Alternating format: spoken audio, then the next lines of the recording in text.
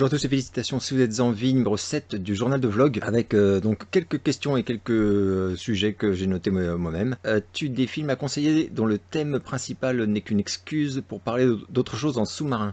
Par exemple The Battery, film de zombies où on ne voit que 3 scènes avec des zombies et où tout le film est centré sur les deux personnages qui n'ont comme point commun que d'avoir été dans le même club de baseball avant. Ok, je me souviens, je l'ai vu ce film, un film sur l'amitié en somme. C'était très bien d'ailleurs de Battery, petit film avec petit budget et tout, mais c'était vachement bien.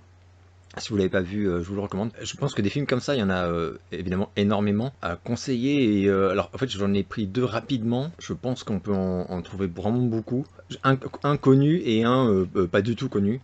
Alors, le connu, c'est Orca, qui se vend donc comme un film de créature, enfin un film de monstre, quoi, clairement. On n'a qu'à voir la pochette et la bande-annonce pour s'en convaincre, et qui, de mon point de vue, traite surtout, enfin l'intérêt en fait pour le réal, il apparaît assez clairement rapidement. C'est un film sur la folie, donc moi ça m'avait quand même presque rappelé un peu, très différent bien sûr, mais Shining, c'est-à-dire que c'est vraiment c'est un homme qui sombre dans la folie et l'obsession, etc. Et j'aime beaucoup ce film Orca. Si vous l'avez pas vu, je vous le recommande. Je pense que vous l'avez vu parce que c'est quand même pas un classique. Oui et non. Mais ce qu'on retient une fois qu'on l'a vu, c'est pas du tout oh mon dieu, l'orque est impressionnant, etc. Ou même les scènes avec l'orque, c'est la folie de ce mec. Et le drame que c'est, quoi. Voilà. Et un autre film comme ça, dont j'avais fait une vidéo dessus, mais à mes débuts. Je pense pas que c'est une vidéo qui a été énormément regardée à l'époque. Et ça rejoint un petit peu d'ailleurs The Battery dans le concept. C'est-à-dire que ça s'appelle Retour vers l'enfer. C'est un film que j'adore. C'est un de mes films préférés de ces dernières années. Hein, je le dis, c'est à ce niveau-là, hein, carrément. Et c'est donc vendu comme, voilà, il y a qu'à voir l'affiche pareil, hein, comme un genre de survival, et en effet, c'est un peu ça, mais c'est surtout un film pareil sur l'amitié, et c'est un des, enfin, un des films sur l'amitié que j'ai préféré, je crois. Ça m'a bouleversé, je trouvais ce film extraordinaire, et une des meilleures fins de films, enfin, pas sur tous les films qui existent, mais je veux dire que de films de ce style, quoi. Tu regardes le film et à bout d'un moment, en tout cas, tu te dis j'espère que la fin va pas être foirée. Et moi, j'avais un peu peur parce que le niveau était tellement élevé. Enfin, j'ai tellement adoré qu'au bout d'une heure, je me suis dit jamais il va réussir à faire une fin qui va pas me décevoir. Et la fin, elle m'a cloué par terre, mais cloué par terre. Donc, je vous recommande totalement Route vers l'enfer, remarquable, et qui rentre dans ce que tu me dis. Mais après, enfin, je pense qu'il y a vraiment plein de films comme ça. Et c'est une super question. D'ailleurs, vous-même, si vous avez des idées de films qui correspondent à ça, je veux bien que vous en parliez dans les commentaires. As-tu vu le documentaire de 3 heures sur Kiss, avec Kiss Story, sur MyCanal? Je l'ai trouvé absolument excellent. Oui, je savais pas qu'il avait été racheté par MyCanal. C'était sorti l'année dernière. J'en avais parlé d'ailleurs. Ouais, je l'ai trouvé génial. Je l'ai trouvé absolument génial. Et Dieu sait que les docus sur Kiss, c'est pas ce qui manque. Il est en deux parties, en deux volets. Alors, je sais pas si MyCanal ils l'ont regroupé en un seul ou s'ils ont gardé partie 1, partie 2. Pour quelqu'un par exemple qui connaît Kiss que de... Voilà, Kiss c'est tellement connu, voilà, ça peut aussi jouer contre le groupe en réalité, parce que voilà, la caricature, tous les trucs, les merchandising, machin. Et c'est vrai que ce docu, notamment, enfin sur les premières années par exemple, je pense que pas mal de gens tomberaient de leur chaise en fait. Ouais, c'est un excellent documentaire et je suis ravi qu'il soit sur MyCanal, une très bonne nouvelle. Et je dis un gros oui pour la review sur Jen Simmons. Ah ouais, putain, j'ai encore reçu une connerie sur Jen Simmons il y a 3 jours. Je vais le faire, ouais, je vais le faire. Mais je vais faire une vidéo spéciale parce que ça va quand même durer au moins 10 minutes. Donc je ferai un truc exprès. Et d'ailleurs, je sais que j'ai des questions sur Elvis, mais en réalité, je vais pas y répondre là parce que j'en ai trop en ce moment. Alors ça doit être, j'imagine, c'est l'effet du film qui arrive. Mais j'ai plein de questions sur Elvis. Et, du coup, je les note tout dans un coin et je vais faire une vidéo spéciale où je parlerai que de ça et je répondrai aux questions que j'ai reçues et voilà. Aimes-tu les films dark, style gothique? Exemple Sweeney Todd, Crimson Peak, Sleepy Hollow, pour te donner un ordre d'idée. As-tu vu sur Arte la rediffusion de Christian F. ou même Requiem for a Dream? Alors j'ai vu tous ces films. Sweeney Todd j'ai vraiment détesté à cause des chansons. Pas du tout un mauvais film, mais déjà que j'ai du mal avec les comédies musicales, mais alors là en plus chanter comme ça fait les parapluies de Cherbourg et tout, c'est pas possible. Podane, enfin c'est pas possible. Pardon Mylène si tu me regardes. Ouais bah oui, pendant longtemps j'étais j'étais très fan de The Crow quand c'est sorti. Je l'ai vu à une époque, mais je sais même pas combien de fois. Voilà, j'adorais ce film, je toutes les répliques par cœur et tout. Alors, dans le style gothique comme ça, il y a un film, mais alors il est tellement plus vieux. J'ai le DVD, je vous en ai parlé d'ailleurs dans mes reviews de DVD tech. C'est Les Chasses du Comte Zaroff. Ah, là, on est dans le gothisme. Enfin, alors esthétiquement peut-être un peu moins, mais quoique. Mais dans l'esprit, c'est absolument génial. Sinon, Sleepy Hollow, j'aime beaucoup. Après, bon, bah, Entretien avec un vampire, les trucs comme ça, enfin, même le Dracula, qui est magnifique. Donc voilà, alors par contre, je n'ai pas vu la rediff de Christian F. Je m'en souviens par contre de Christian F, bien sûr que j'ai vu. Ou même Requiem for a Dream, les films bien malaisants. Je suis pas ultra fan de Requiem for a Dream, hein, j'ai aucune fierté, donc voilà, je le dis, hein, je passe pour un con, mais c'est pas grave. Dans le genre vraiment qui me traumatise, façon Requiem for a Dream, c'est vraiment, je suis en bad total, à deux doigts de chialer, plus envie de me flinguer, etc. Moi, le film qui me fait ça, c'est Living Las Vegas, avec Elizabeth Shue et Nicolas Cage, qui moi me flingue, mais c'est au-delà de flinguer le moral. C'est vraiment, après, il faut que je fasse un truc très con et très gay pour pas faire une bêtise, quoi. Tellement ça me parle, en fait, c'est ça, hein. Ça appuie sur des trucs, c'est terrible. As-tu vu le film Population 1, Petit Pépite Underground de 86, punk rock musical? Je l'avais vu. Mais voilà, bah, c'est le même problème que je disais tout à l'heure, c'est qu'en fait si je suis pas fan de la musique, j'ai beaucoup de mal. Effectivement, quand tu dis petite pépite, ouais, je suis assez d'accord. Faudrait que tu me donnes quand même, tu vois, tu me donnes quand même envie de le revoir. As-tu eu l'occasion de visionner l'unique saison de Luck? Non, je vois même pas ce que c'est. Si, je vois ce que c'est. Mais non, je l'ai pas vu. Only Lovers Left Alive, as-tu un avis? Si tu n'en as pas déjà parlé. Alors j'en ai pas du tout parlé. C'est donc le film de vampire, enfin de vampire. J'adore ce film. J'adore ce film.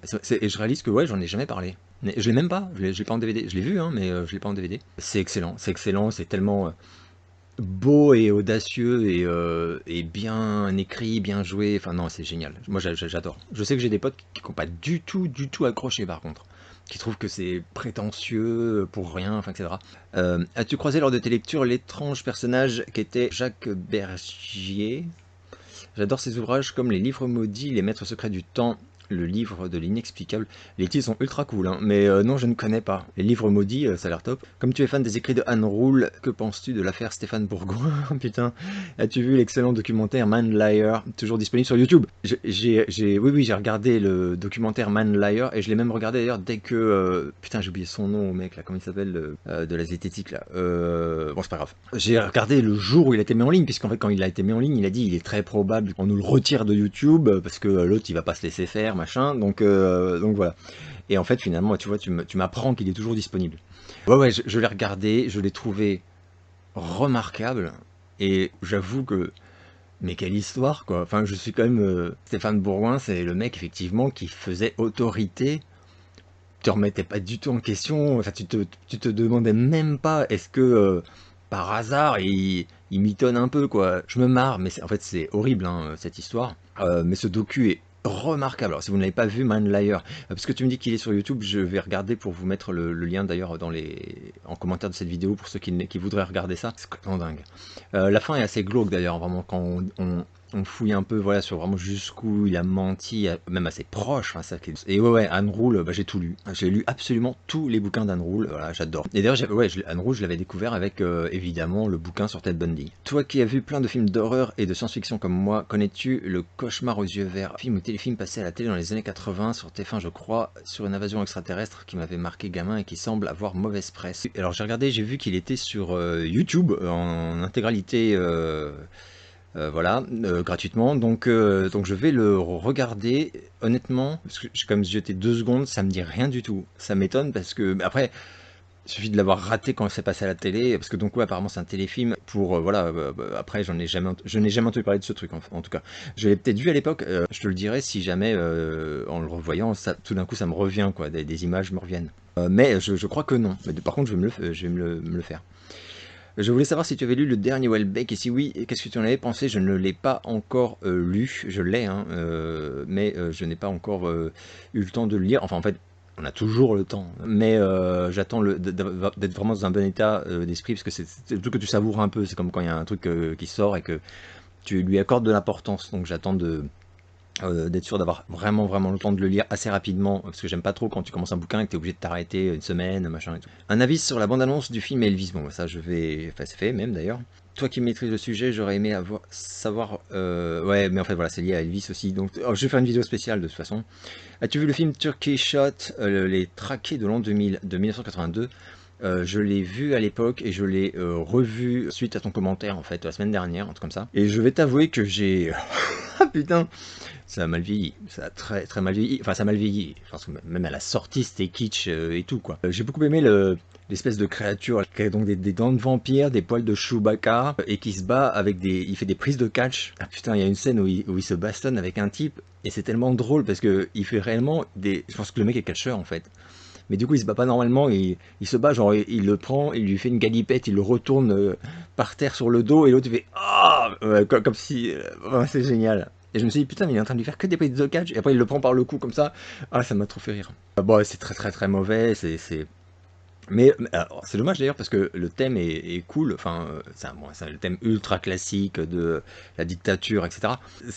Après il a quand même un charme, je dois quand même avouer que j'ai trouvé le film donc très mauvais, mais il ne peut pas en être autrement, c'est un genre de nanar, parce que c'est fait avec 3 francs 6 sous, enfin c'est tellement évident.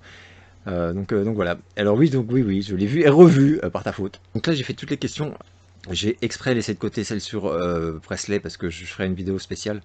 Et je voulais parler de trucs que j'ai vu récemment sur Netflix. L'arnaqueur de Tinder, c'est un mec qui me l'avait conseillé d'ailleurs par PM. Quel régal, quel régal. Donc, enfin, quel régal. C'est des trucs, c'est horrible quoi, horrible. Après, sur l'arnaqueur de Tinder, il y a un autre truc horrible, c'est que ça traite donc effectivement d'un escroc quoi, qui soutire de l'argent, mais alors faut voir les sommes, hein, à des femmes en les alpaguant par Tinder, enfin, mais ça en dit aussi très long sur tous ces sites de rencontres, et il y a quelque chose de triste là-dedans, et en même temps de fou, parce que on voit ces femmes qui ont, pour certaines, emprunté de l'argent pour lui, mais des sommes 150 000 $ par exemple, et une nana qui le connaissait depuis un mois. Mais elle a pas passé un mois avec lui. Elle le connaît depuis un mois et elle a passé genre 2 week-ends avec lui. Mais là, je sais pas comment, le lavage de cerveau, quoi, que certains sont... Parce que c'est un peu facile de se dire, elles sont stupides ou elles étaient trop en... Comment dire, dans le rêve d'une histoire d'amour, etc., quoi. C'est la misère sexuelle, mais c'est aussi la misère affective. Là, quand même, on comprend assez vite quand on voit tout son passif, le talent quand même du mec. La fin, la toute fin, tu, tu te dis non mais ok, enfin c'est déprimant quoi, c'est déprimant quoi. Tu n'as aucun espoir, ni en la nature humaine, ni en la justice, ni en rien, enfin rien ne fonctionne quoi, mais rien ne fonctionne. C'est quand même très compliqué, hein. Je sais plus qui disait, c'est Sioran ou Artaud, je sais plus qui disait, le pessimisme n'existe pas. C'est en fait c'est la neutralité, ça s'appelle. Donc voilà, et je voulais donc terminer cette vidéo en parlant de mes passages récents chez les copains en live. J'étais chez Querelle. Ça s'est décidé au tout dernier moment. C'était sur Any Given Sunday pour parler de Michael Jackson, en fait du biopic sur Michael Jackson. Donc on a parlé, c'était super intéressant et après je suis resté jusqu'à la fin et c'était super sympa. Donc on a parlé de plein d'autres trucs du coup. Il y avait mes rêves aussi. Et j'ai été, donc je vous mets le lien bien sûr dans les commentaires également. Et j'ai été avant-hier chez le copain Captain Crochet pour la spéciale Arnold Schwarzenegger. Et là c'était pareil, un pur régal. Donc il y avait Fouad, tout ça. Enfin bon, il y avait, on s'est vraiment, on était pas mal et c'était vraiment que du bonheur d'échanger sur Arnold, quoi. Donc voilà, nos souvenirs, nos ressentis, toute la filmo. Alors là vraiment, je crois qu'on a vraiment fait beaucoup de la filmo d'Arnold. Je vous mettrai le lien et c'était absolument génial. J'espère que vous allez bien et je vous donne rendez-vous très bientôt pour une nouvelle vidéo.